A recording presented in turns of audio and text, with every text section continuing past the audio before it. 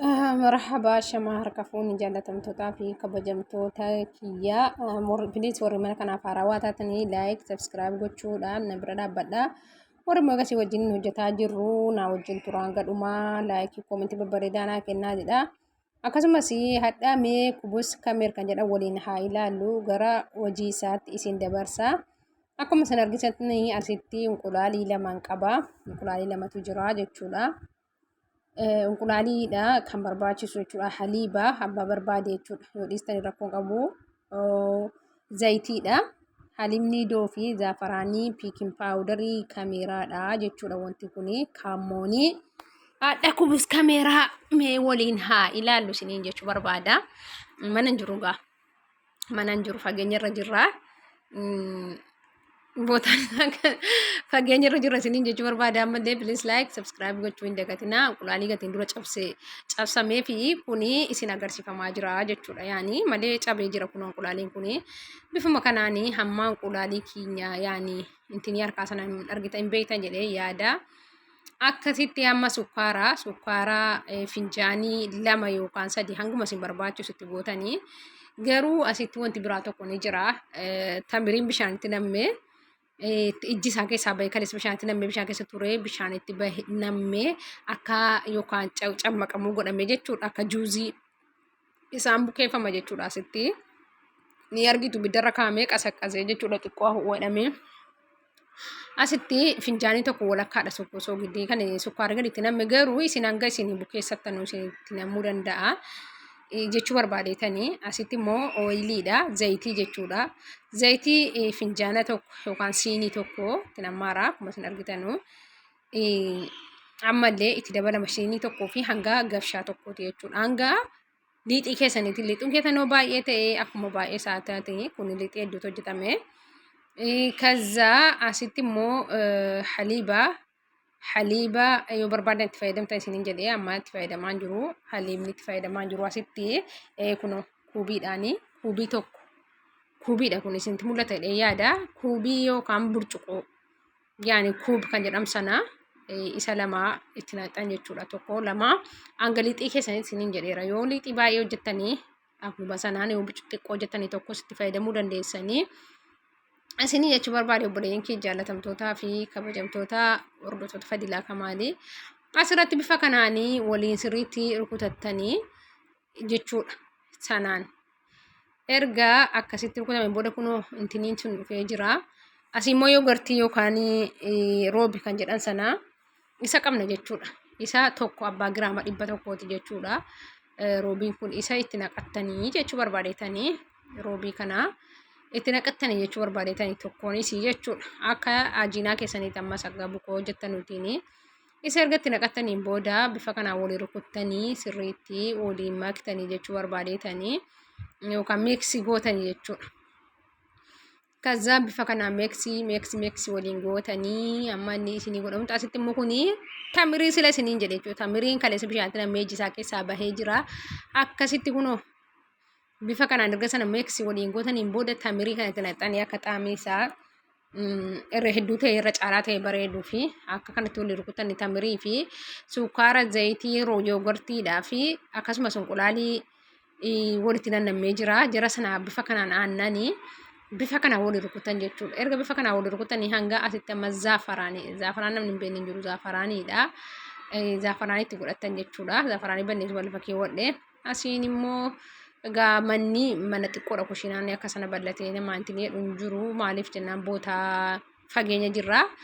Zaafaraanii banamee lafa kaa'amee kan itti namu dura asirratti tolshoo yookaan piikin paawudariitti namni duqeetiidha. Duqeetiitti itti nama jechuu barbaadeetanii. Dhugaa dinaa isaa nama dhibaa hedduu yaani akka kiyyatee jechuudha. Amma asitti duqeetiitti nammaara. Duqeetii erga itti nannee kaaniin booda immoo piikin paawudarii itti naqannaa jechuudha. Piikin paawudarii nyaata hunda keessaayyuu baay'ee bareedaadha. Piikin paawudar gabshaa tokkoon guunnee gabshaa xiqqoo kan sukkaaraa sana jechuudha. Sayyuu hin guunne isaanitti nammee achi booda immoo kameeraa yookiin irshoodha. Isatti naqanna jechuudha. Gabshaan kun gabshaa sukkaaraa waan ta'eef mee ilaallaa amma akka itti naqannu gabshaa sukkaaraati jechuudha. gabshaa sukkaara tokko akkasumas lama gabshaa guddaa tokko ta'a jechuudha. Sadii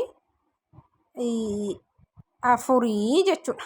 Gabshaa guddaa yoo isa kan nyaataa ta'e lamatti godhattanii jechuudha. Asiin immoo amma maaltu nu hafee zaafaraanii hanguma fedha keessanitti qofuutanii irra buufattan jechuudha.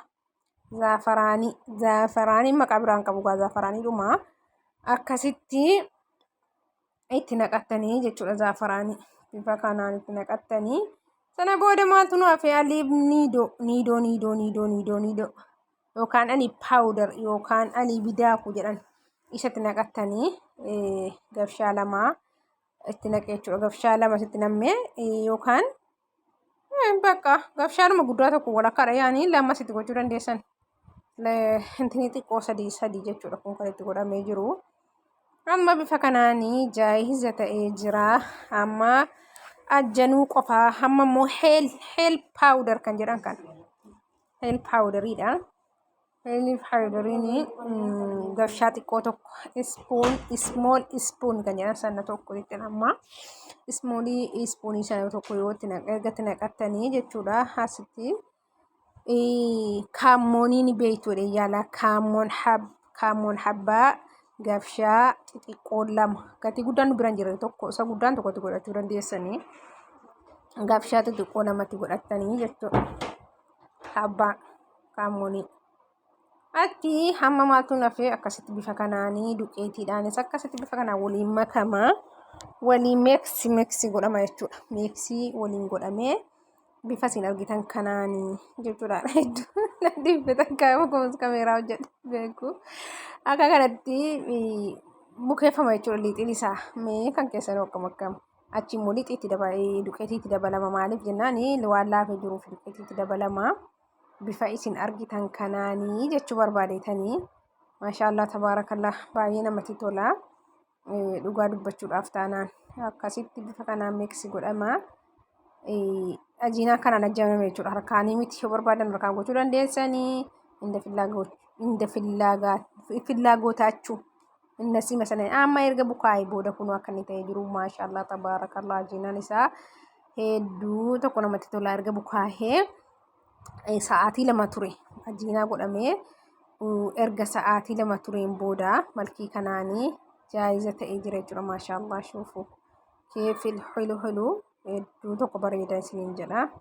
Amma bifa kanaanii kunoo tolfachuu dandeessanii jechuudha. Amma kunoo akka inni gizee bukaa'ee uummanni fakkaatu jechuu barbaadeetanii amma haaluma kanaanii isin immoo kunoo achuma intiniirra nazzafannee rohaam kan jedhan sun duqeetiirra firfirfannee jirra tolchuu qofaa.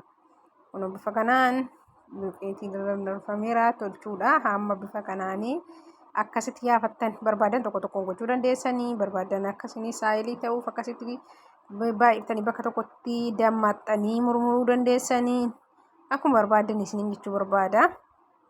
Amma bifa kanaanii kunoo amma erga diriirfameen booda birciqoo yookaan bakka uumama waa isinii muru jechuudha. Amma kun erga murame kunoo bifa kanaan tolfamaa jira. Maashinii isaatti jechuudha. Maashinii jedhama.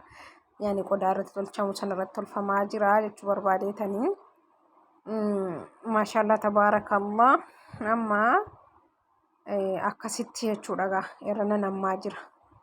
Irra nammee tolfamaa jira jechuudha. Kunoo amma afurarra kaa'amee shanaffaan kaa'amee kana shaniin qodaan isaa baay'ee guddaa miti. Kanaafuu kunoo asin argitan kanatti nammee asin immoo inqulaalii baxamee gubbaatti akkasitti dibama jechuudha. Inqulaal taaqaalaachuu masalan yoshii kaza viidiyoon kiyyallee dhumarra gahee jira. Mee hanga dhuma viidiyoo kanaa ilaaltanii please like subscribe gochuu hin dagatinaa isiniin jechuu barbaada. Hanga dhuma viidiyoo kanaatti illee ilaaluu hin dagatinaa isin kaammoon yookaan abbata barakaa yookaanii kaammoonii miti abba barakaa yookaanii maal jedhama akkasuma natti fakkaata. Biyya keenyatti as buda gurraacha jedhama. Amma erga gubbaadhaa jalee keessa bu'ee booda akkasuma bifa kana ta'ee jira. Maashaallah isiniin jedha. Kunoo amma bifa kanaan bilchaatee keessaa babaara jechuudha. Kubus kameeriin kuni. Kanaafuu please like and subscribe gochuu hin dagatinaa. Immoo sagaleen na bira jira dhiifama naa godhaa gisee sagaleetti dhi'u warra kaantu na biraa dubbataa jira.